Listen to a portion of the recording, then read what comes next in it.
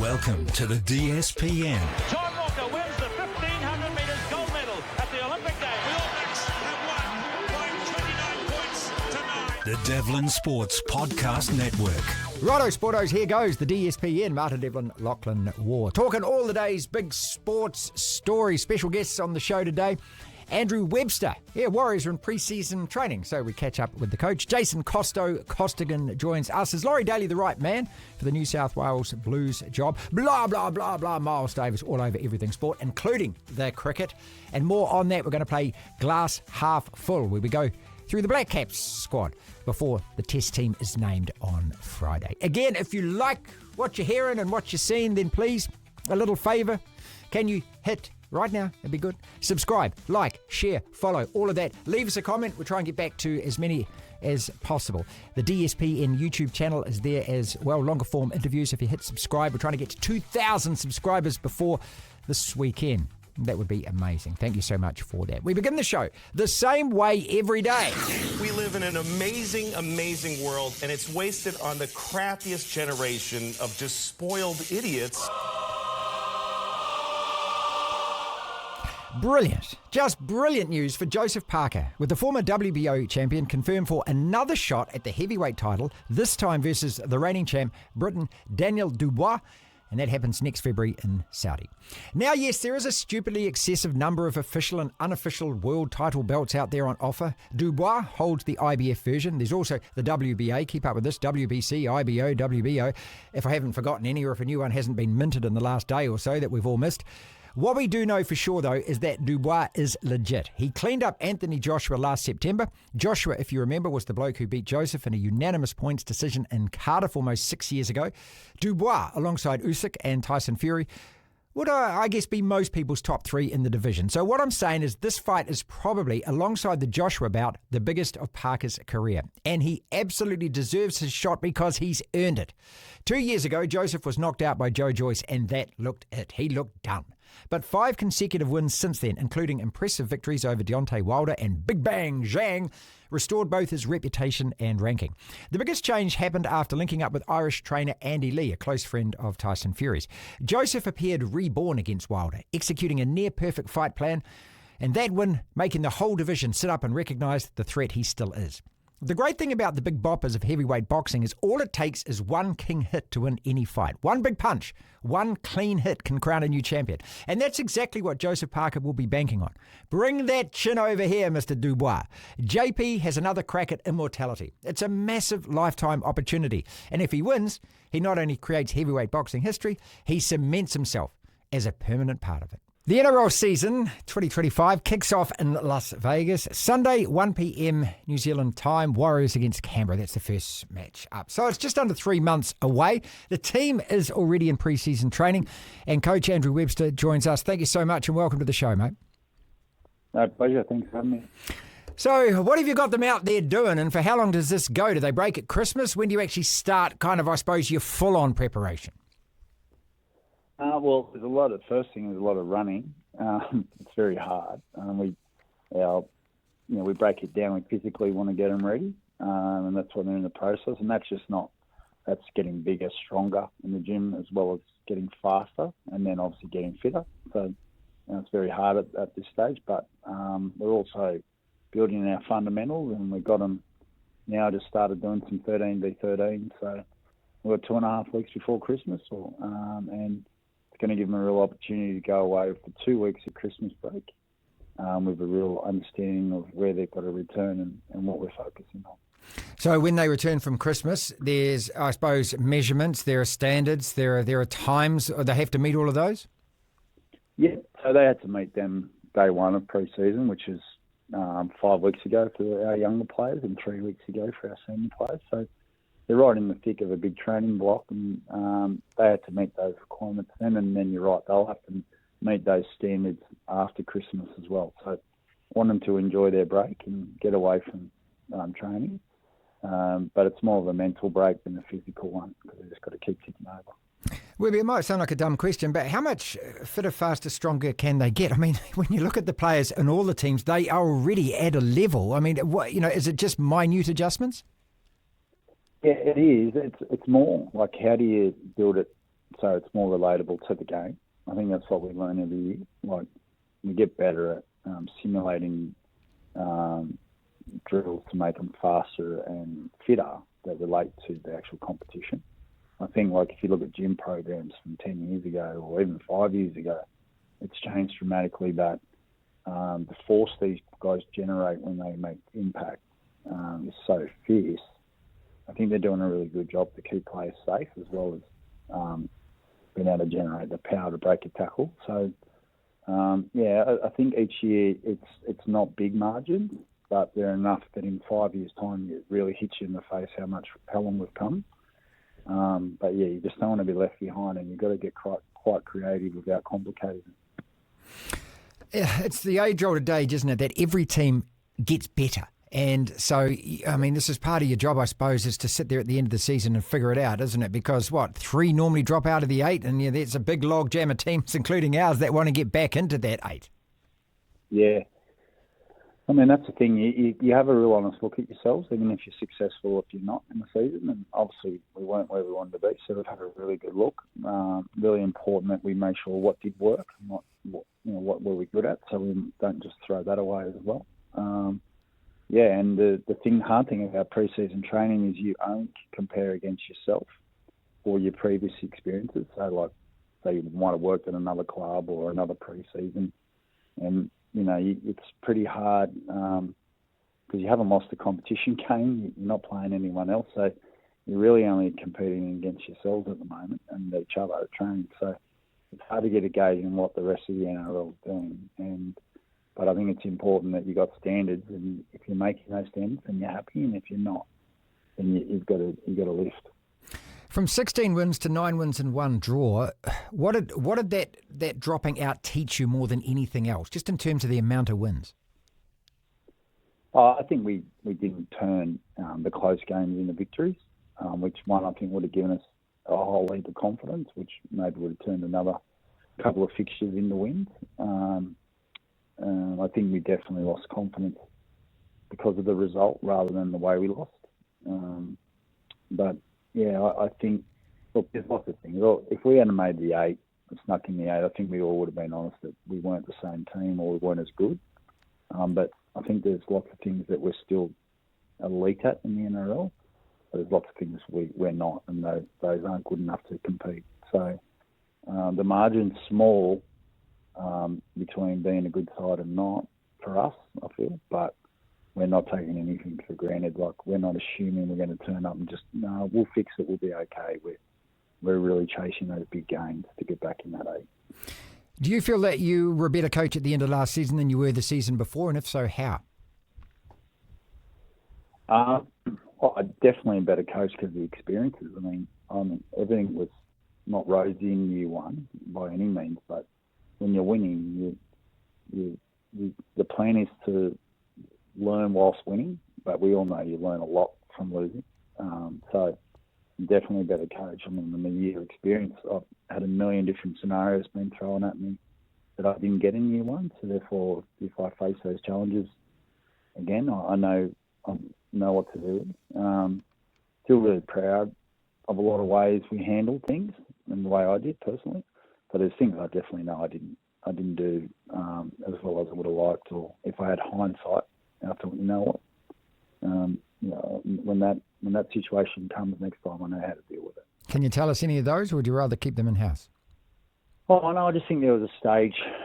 There was a stage there before we came home, and we had a big win against Penrith in the Magic round. That's amazing. We had no players available that we, when I say no players, no regular NRL players. A lot of them were out. And prior to that, we had a real dip in form. I think we lost 4 in a row. Might have been a bit more. And I felt like the players were so keen to play every week. But we had so many players with injuries and niggles stepping out on the field in a week. And it wasn't like a poor duty of care to the player, but they weren't showing what they could really do. And as a result of it, I just remember saying, okay, boys, sorry, but you aren't playing this week until you get yourselves right. And we just went in with a fearless attitude with 17 fit guys that were capable, and we saw the results. Yeah. We turned up and we got to probably our 2 best wins of the season with lots of adversity, but everyone was committed and their bodies were fit. Andrew Webster, Warriors coach, is with us. You talked about confidence before. I also think, I hope I'm recalling it right, that you mentioned the word resilience at the end of the season as well, and that sort of dropping off during games. Is there any idea of bringing in like a mental skills coach? Is that what you identify as to the reasons behind that, or is that again something that you feel that you've got enough to be able to cover with? No. So in our program, we want a mental skills coach, so we're definitely going down that track. Our biggest thing around our confidence and our resilience, I think everyone thinks of resilience is making sure things are really hard and, put them through pain and make them, see if you can break them, and then it'll make them stronger. Like, I really agree with that. Like, I think there is an element of that, but I feel like there's lots of different reasons that resilience can hurt you, and confidence is one of them. So, we're looking at every piece of resilience and what goes into a full cup of resilience, if you would say. And, we're making sure that we work on those skills as much as we are in our passing or our kicking. So that's where we're at. Peter Breen's come in to help with that, hasn't he? The passing and the kicking. And a good old mate who taught my kids actually at Sacred Heart School, Dave Dillon from the Highlanders, recommends this guy. He says he's the best in the business. What is he bringing? He's just given us a different aspect on. I mean, look, since we're all young, we've all caught the footy and we've passed it. We're not hopeless. These boys are NRL players, but we're just looking for that edge. That little bit that can help us with our execution or create an opportunity that can be the difference between winning or losing. Icing an opportunity. Like Peter's been great. We've only had him for 2 sessions, or 4 sessions, I should say, out of the whole preseason. But he's just given us some gems, which now it's up to us to take away and run with it. So, like our skill level, our catch pass, and just some things around general play kicking. How many of the top 30 spots have you got cemented in for next year already? We've only got 1 spot left. But, we're always looking, but we're happy with our squad.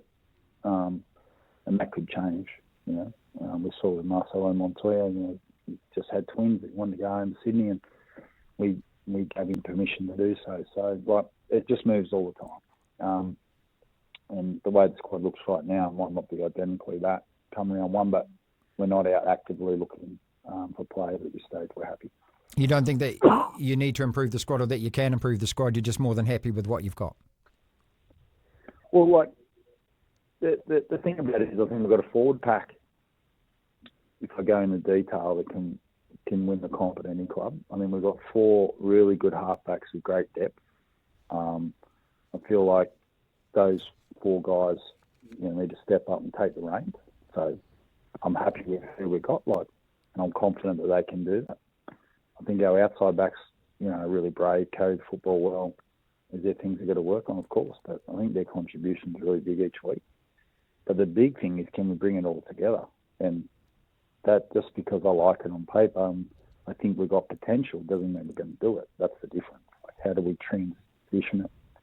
And if you told me, righto, why don't you go and get these 17 players? I can guarantee they wouldn't fit into your salary cap. You know what I mean? So, we think we're really balanced, and we're happy with the position we're in. Do you have a starting 6 and 7 in mind right now?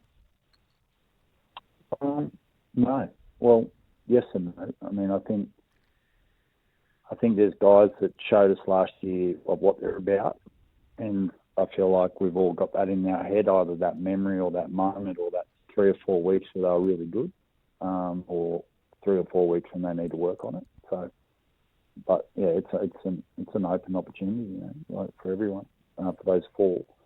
But I think there's moments that I've leant on and thought, that they've shown me reasons why I think they could be. But I feel like it's really important to give them, all 4 of them, a full pre-season, giving them every opportunity. Webby, how do you budget for injuries? We look at Luke Metcalf, who we're all, just so wanting to play last year, looking forward to watching him play. And then, of course, he gets injured and almost out for the whole season. How do you, or can't you budget for that? Well, you're budgeted by your depth chart, and for one. So that's why we got 4 halfbacks. That our depth's really good. You can't win without a halfback. But yeah, the way you try and budget is to prevent them, for one. But you've got to make sure you've got depth across your whole roster. That's the hard thing is if you overcompensate in one area, you weaken another. And then if you get injuries there, then what do you do? So, it's important to make sure you've got a balanced squad. But therefore, if you get too balanced, then you're not buying those real high-end players because you're just buying guys that are in the middle of the road. So there's a lot of work that goes into it, but I just think the biggest bang for our buck is like there's uncontrollable injuries, where say someone breaks a leg, but there's also injuries that we could really work hard at training. Let me be the first to ask you about Roger before the season even starts, because I know that everyone's going to ask you this question as well. Where does he play? You still got him in the centres? No, I'm keeping that private this year. I think I learnt my lesson last year. Just I can get that asked a different way this year, and when the season starts, everyone will know. Right. That might create more. Good answer. Questions. It might create more questions, but I'm going to keep that to myself. Great at answer. this stage, and then we don't have debate. From 16 wins to 9 wins and 1 draw, I know you're not happy with that because ultimately this is a winning business. It's not a talking business. You know that. It's a doing and it's a winning business. How do you get back to winning that amount of games? We've got to, like I said before, we've got to win those tight ones. We've had an honest look at ourselves, and it's clear where we want to go. Like, we've got to improve our try line defence, which, like I said, there's a lot of piece of that. Resilience is one of them. We've got to ice our opportunities more. So we've got to remember that our identity and the way we want to play is really cool. And I think it goes a long way to winning in our real games. But we've got to fix 3 or 4 things that will have a huge impact on the result.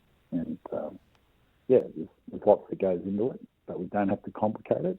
But we've got to be very honest, which we have been, and we've got to attack it now and get it right. 2 quick questions and I'll let you go. Do you have a target? Do you have that in mind? Is it before the season? I think I asked you this same time last year. Do you set making the 8 as the bottom dollar?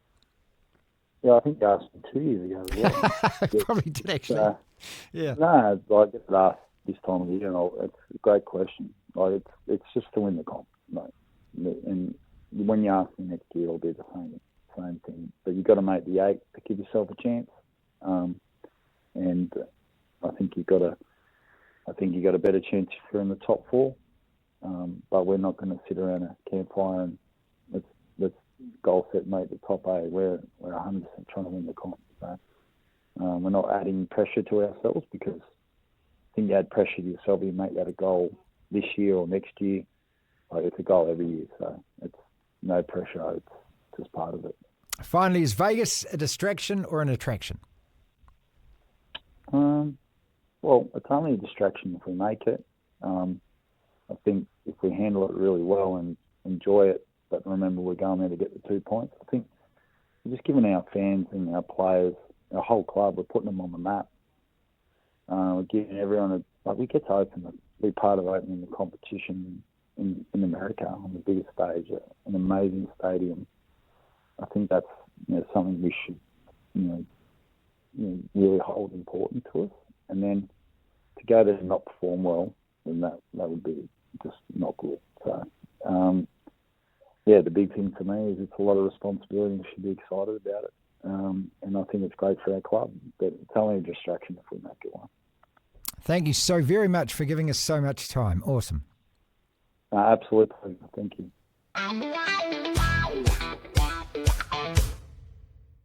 Time to play your favourite game, Lachlan, which is called... What has more chance of happening? It's called... Glass half full. We're talking about the I don't Black know Caps today and running through some selection quandaries before the team is announced on Friday. Yes! Tom Latham's captaincy after the first test capitulation against England in Christchurch. Glass half full, glass half empty on that. I don't know. I'd say glass half nothing. I don't know. It's it's middle. Well, it was just such an awful Black Caps effort, wasn't it? We failed in all three departments, batting, bowling and fielding. So I don't know whether you can entirely blame the captain for that. No, exactly. I mean, when it comes to the fielding, I blame the players. You shouldn't be dropping catches like that. That's just appalling. In terms of the selections, it doesn't all fall on the captain, as much as I think Test cricket's quite unique in the sense that the captain has more sway than the coach. Some of that's got to fall on Gary Stead as well. And I'm still on a bit of a high after India, so yeah, I'm middle of the road. Will Young coming back in, glass half full, glass half empty on this? Well, do I want it to happen? Well, I want it to happen. Absolutely, I don't glass think half it will, full. but I think it's glass half empty because I don't think it will happen. Because if he does come back in, somebody out of the top four has to go. And they're not dropping Ration, they're not dropping Kane, they're not dropping Yogi. Why can't you bring in Will Young? Lord forbid that the Black Caps make some changes to their team for the second test, but why can't you just, I don't know, have Will Young opening with Tom Latham? Why not? You've got two openers there and pull everyone down a little bit. You've actually got Conway not opening, which is probably a strength for him. Kane's down a little bit to 4, then you move Ratchin down, and then just bring out Tom Blundell and have Devon Conway keep. Yeah. Can we do that? Yeah. Well, let's talk about Blundell. I mean, he can't keep his position as a batter, but he's got that dual role. So does he stay? Look, he's going to stay. They're not going to drop him. Gary Stead has already said that, right? But Why? Well, because it's harder to get out of that. What happened to Damien McKenzie this year when he was playing poorly? He got dropped. Tom Blundell's been playing poorly for I agree. over a year now, I think. I agree totally, yeah. Drop him. Devon Conway can keep. Yeah, Blundell's form, glass half empty. Absolutely. Nothing against him personally. Sandner being picked for Wellington, glass half full, glass half empty. Because this is happening. He's coming back in. They said he would for Test 2 and 3. See, again, I just wonder why they make these predetermined decisions. Why can't they just decide on the fly? Is it going to be a pitch that suits? Especially when you've got a Test series at home. Yeah. Ben Smith said this on the commentary, and it's a very good point. So I'm not going to act like this commentary. is the radio commentary. Yes, it's a very good point that we're at home. Yeah, and it's the start of our summer. Domestic cricket's happening right now. If you've got some blokes in first-class cricket who are playing damn well, who are sort of on that selection fringe as it is, and let's say you've got some guys who aren't playing well, bring them in. We're not on tour. I'm not arguing against Smithy on this, but Sandner just seems that when he wants to play, he plays. Well, yeah. Nathan Smith keeping his spot for Wellington. See, if Sandner comes back in, somebody's got to go. Did they drop a bat? Did they? Well, it probably will be Nathan Smith, wouldn't it? Well, it's not like for like. Well, it's not going to be Glenn Phillips. No, it's not. No, because you can't drop Glenn Phillips. I don't think so. Probably our best fielder. He also, what did he get in the first innings? 40-something. He was a second, third highest run scorer in the first. Said about him as well that over the last year or two, he has been one of the better performers in the team across all Test matches wherever they're being played. So you're not dropping Phillips. Plus, he brings a kind of an energy and I don't know. Well, he looks like he actually cares. Yeah, love for the game. You're not dropping Darren Mitchell either. No, you're not dropping Mitch. Ratchin, I don't think deserves it. Kane certainly not. And then no one in that top 4. So then you're looking at the bowlers, right? Mm-hmm. Southey won't get dropped, whether he should or not, but he won't. So there's no point talking about it. Yeah. Is Willa Rourke playing? Yeah. Then he'll stay there, of course. It comes down to one of the fast bowlers probably, and I think because he's lower in the pecking order, Matt Henry probably should stay as well. Even though he was a bit up and down, it's probably going to be Nathan Smith. Well, glass half full, glass half empty on Southey. Because look, okay, with a brand new ball, in the first hour of play, he's capable of getting a wicket. But after that, he's not. And I think his average over the last half a dozen Test matches is maybe... Is that just an age thing, though? Well, he's just slow these days, mate. I mean, he has the ball where he doesn't do enough with it. He gets like 2 wickets a Test match.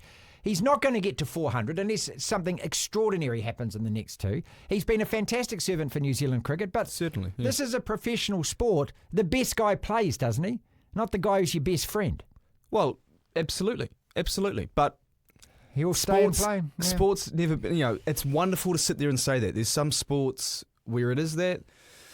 Simon Dill's probably a good example of someone who endured that in his playing days, and maybe cricket was like that, but Dooley was on 98 Test wickets and should have played at 99, isn't it? No, 98. He should have got to 100 in that, but they didn't pick him for that last Test. But Southey, glass half empty, I'm sorry. I love you as a player and I love your contribution to New Zealand cricket, but right now for this team, is there any for this point test, even talking about it? Because he's going to play. He's going to get his farewell tour, as you say. So there's no point talking about it. So selecting a spinner, glass half full, glass half empty. Should we or will we? Well, we will because Santner will come back in. Well, yes, but he shouldn't be the spinner we pick. There's a bloke who... 75 Test wickets, but he's never taken one in this country, AJ. AJ Patel. Criminal, bizarre, I remember what when he got those stats 10 are wickets those? against India. I remember. Well, you thought he would have come back and he talk, would have been playing in every game at home, but he never plays at home. I know the next series we had, I think it was Bangladesh, where we lost a test, and then we had South Africa after that, and he didn't play either of them.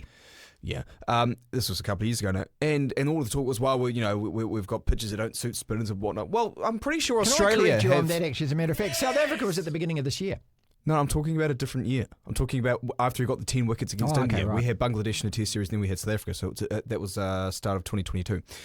God, did I get something wrong? That'd be a first today if that's the case. First in the last 10 seconds. Oh, I dare say. But the talk was he doesn't suit our pitches, our conditions. Well, hold up. In Australia, you know what they did with a bloke called Nathan Lyon? They just pick him. And he's got how many tests? He's got like 7 billion, not 7 billion. He's got about 300 or 400 test wickets or 500 or something. I think it's over 500 now with Nathan Lyon.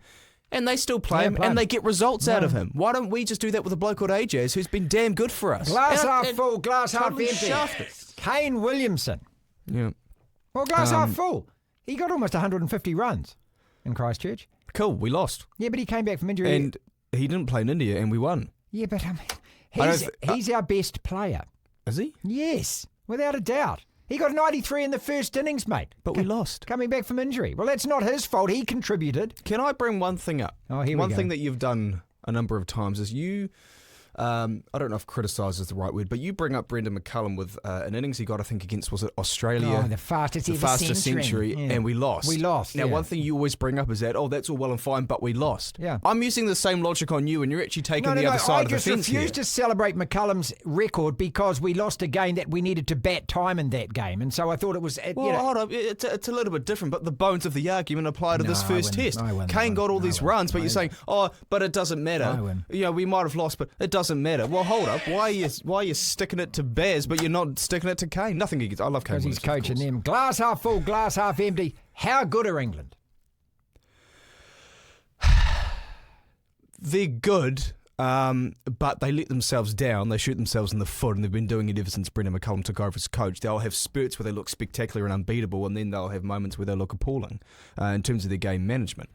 They are absolutely there for the taking because was it Rahul Patel came in studio earlier in the week and brought out these stats. Was it 258 runs or something that mistakes more or less accounted for? Yeah, gave them, yeah. So if we just tidy up our mistakes, like that first test was, sure, England were good. But it was more bad us. I think we lost that as much as they won it, no question. So England are good, but they're there for the taking. Okay, then at the Basin Reserve, final one, glass half full, glass half empty, we win and square the series. Oh, glass half full. Absolutely. You've got to be... Look, you've got to think about what we're capable of. If we can go to India and beat them in 3 tests... Don't convince me. Convince yourself. It's quite hard to convince myself. I'm going glass half full. Blah, blah, blah, blah. He is back, Miles Davis. And a bit of a sour face because you lost to Leicester, mate. What's it like? No, not sour, mate. It's a face of resignation. Oh, okay, right. Why have I got 2 of my faces up here again, mate? Lachlan needs a good slap. Try and sort it out so we can get the technology right. Although it does look better than having you up there, I've got to say. It's just resignation, mate. And talking of resignations, I think Lopetegui is going to be the next one that's going to get his P45 on Monday morning. I haven't seen for the last 2 seasons, I haven't seen us dominate a game this much, and yet we end up on the losing side. And I think that goes down to a lot of confidence. Also as well, the starting lineup that he put out, we had 3 sort of relatively defensive midfielders. We had Somerville and Paquetá, who are just the creative players, sitting on the bench. We had Emerson, who's one of the most attacking left-backs in the league, sitting on the bench. So we had our right-back playing left-back and an ageing Czech playing right-back. It's just, anyway. So we're talking Premier League. This is West Ham losing to Leicester. Is the Premier League over already? Liverpool look... Well, I don't want to say unbeatable, but they're just stomping everyone. There's certainly a confidence going there. Maybe a bit more pragmatism as well, which makes them harder to beat, but they're still entertaining, and they've got some fantastic players. Yeah. They've got, the usual Salah gets, and rightly gets a lot of praise, but I like that Luis Diaz as well. I think he puts a lot, against City, he put a hell of a lot of work in. And let's not forget, they've got that amazing goal machine, Diogo Jota, who still hasn't kicked the ball for a while. So, it's a massive lead they've got already, and I can't see them losing it because Arsenal don't look convincing. No. City have just Arsenal beat us their tomorrow, bundle. though. Yeah. Oh yeah, but that's you. That's it. I mean, this is United. I mean, you know what? We've a great stat I saw. We've had 3 managers in the time that since Man City last won a game. That's magnificent. Isn't that it? great? That's a great stat. It's a good stat, isn't it? That's the stats of the Premier League. Oh, we conceded a corner, sacked. Gone. That's it. Pick up your pink slip.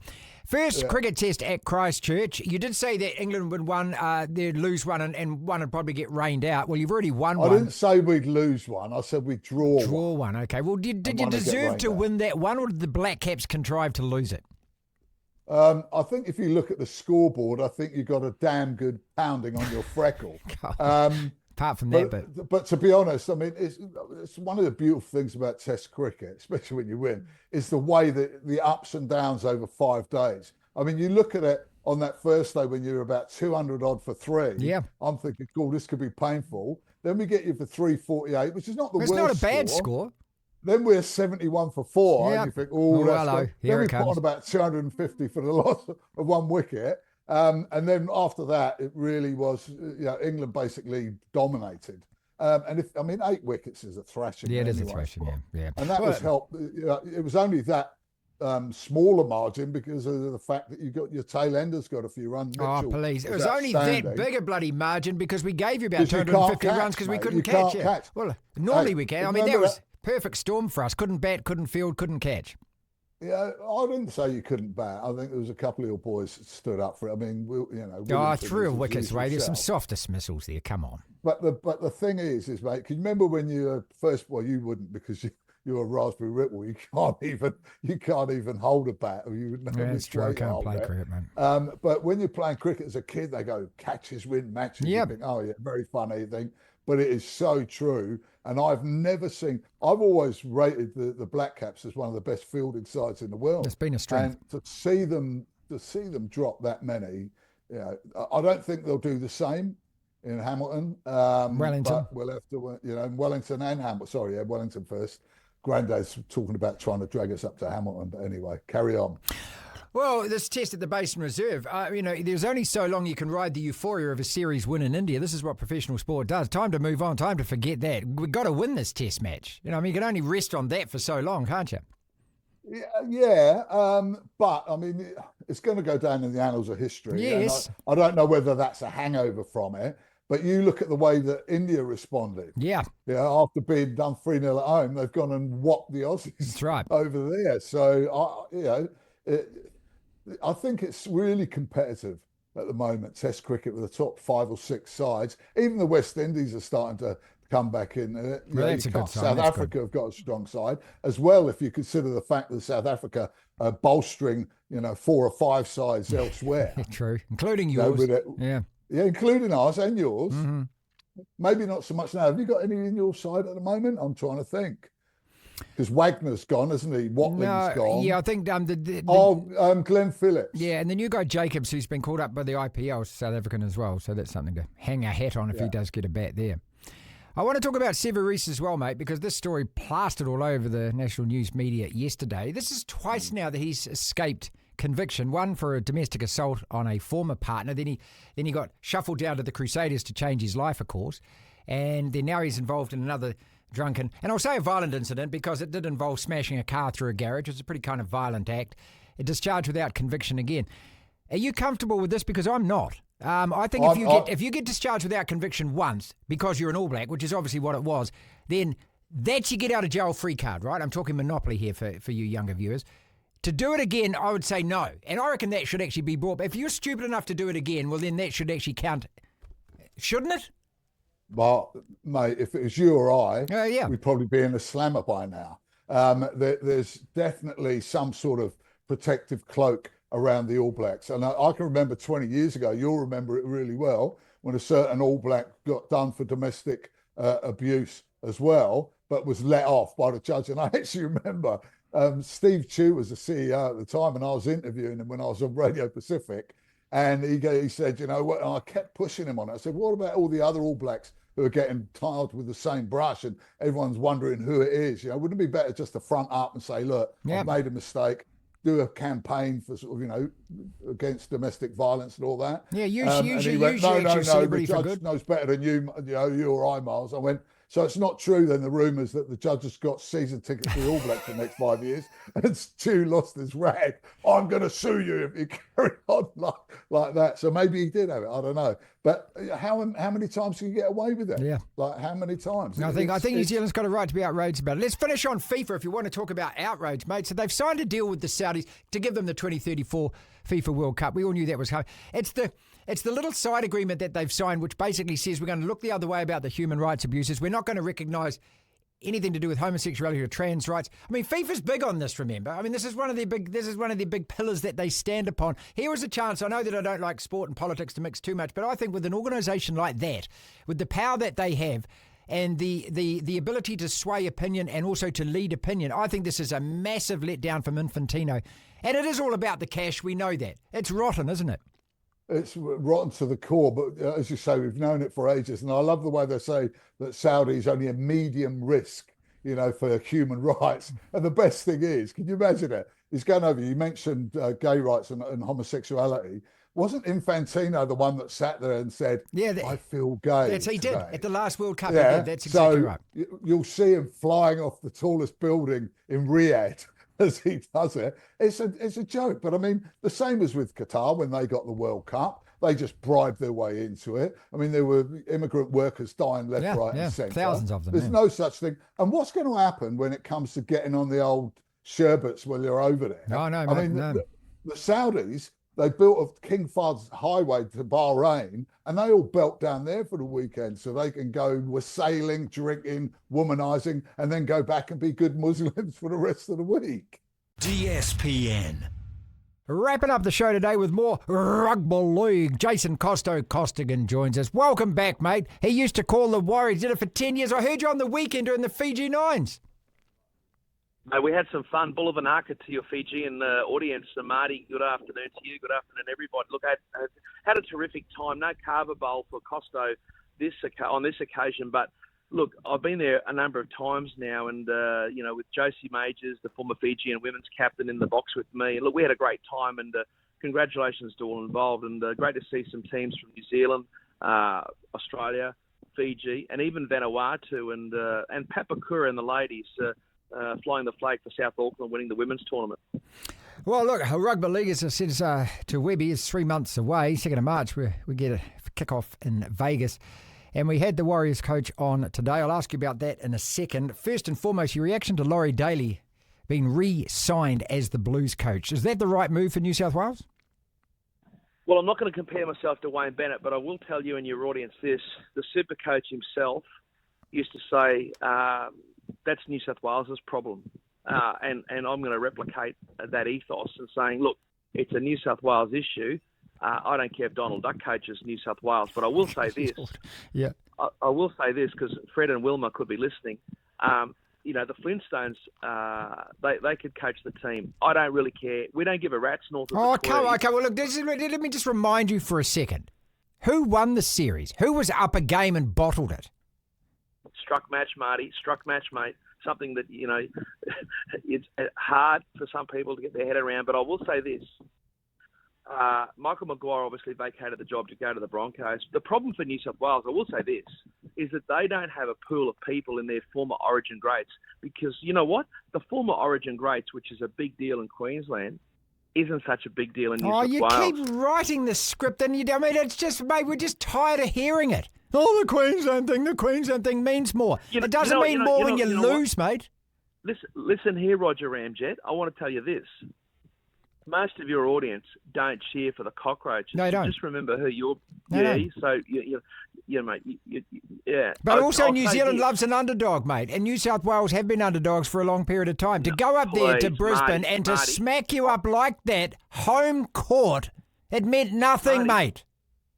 I called you a tool before, and I'll call you a tool again. I didn't expect to have to press that button so quickly, because never, ever, ever since Origin started has New South Wales been the underdog. That is you know what? You should be in a musical production called Pinocchio. I mean, you won it 10 years in a row, 9 years out of 10 or something. How long does it take before all of a sudden favouritism changes? And go and have a look how many times New South Wales were favourites for a game. And Here we go. Oh, woe is me. They stole our players 100 years ago. Oh, they wouldn't talk to us. Oh, I mean, get over it, mate. You keep forgetting who you're broadcasting to. Most of your people like the underdog, and the underdog doesn't live south of the River Tweed. It's like saying Auckland's the underdog against the rest of your country. Please. Laurie Daley, then, as the Blues coach, you don't care. But you do care about the Warriors. Well, listen, Laurie's a great fella. Listen, yeah, he is. Great player. Laurie, I don't know whether he's the best guy with the coach. Yeah. Laurie is probably the closest thing to a Queenslander you can get. He comes from Junee. Okay. No, well, when was the last time Why don't you were insult in the Junee? guy, eh? Insult the guy just as he gets the job. He's been told that before by better people than me. Okay. Next time you're in Australia, I'm going to take you on the XPT and we'll pull up in Junee, the great railway town, where once upon a time there used to be a kid looking in the shop window with this new invention called television. And he used to see the races, the horses going around on the television, and he used to practice calling them. And his name was Ray Warren. That's in the town of Junee, where Laurie Daley grew up, where his father drove a train for a living. His father since passed on, but a lovely family, a great, beautiful story coming out of Junee. He epitomises the New South Wales spirit, but they really did run out of options, and it's embarrassing for New South Wales. But I'll tell you what Laurie's done, which really pleases me from a promotional point of view. He's tapped the shoulder of the great Craig Bellamy to come on board as an advisor. And I think for Origin footy, that's a masterstroke. And, people were saying he's too nice a guy to coach the Blues. I don't necessarily subscribe to that. You only have to win 2 games a year to lift the trophy. It's not week-to-week club footy. So I think Laurie can do a better job, even though he's the most environmentally friendly coach in rugby league after being recycled. All right, then the Warriors. So we just spoke to Webby at the top of the show, mate, and they're full on in training at the moment. He reckons he's got his squad in place. He says that he's pretty happy with it. How are they going to go next year? I know it's a long way away, but let's have a little crystal ball gaze. How are the Warriors going? Middle of the road. I can't see them. They are. You won't find many judges queuing up to come on your program or any other show to say they are premiership contenders. I don't believe they are premiership contenders. I think if they make the finals, it'll be a great achievement. I don't think they're a done thing, a good thing to make the finals. But if they get some luck, Marty, I'll keep coming back to this. Between probably teams 3 and 14, there's not a lot of wriggle room, and a little bit of a puff of wind can push you here and push you there. And so I'm not writing them off, but I will temper my excitement, and people who are getting excited about the Warriors already, 4 weeks out from Christmas, go and have a cold shower, because you need a lot of luck to make the finals for those teams that aren't the likes of Melbourne and Penrith. And I still think Melbourne's the team to beat. That's the easiest question to answer. Who's the team to beat next year? Melbourne. That's our podcast and show for today. Again, if you're liking what you're listening and what you're seeing, then a small favour, if you will. Can you please hit like, share, subscribe, follow, tell a friend about it. We are a fledgling podcast and show, the DSPN, and we need you. And if you are participating, well, just click that subscribe button. That would help enormously. Thank you so much if you already have. Again, tell a friend if you like. We're doing this every single day, putting out a show every afternoon. The DSPN. This is the DSPN.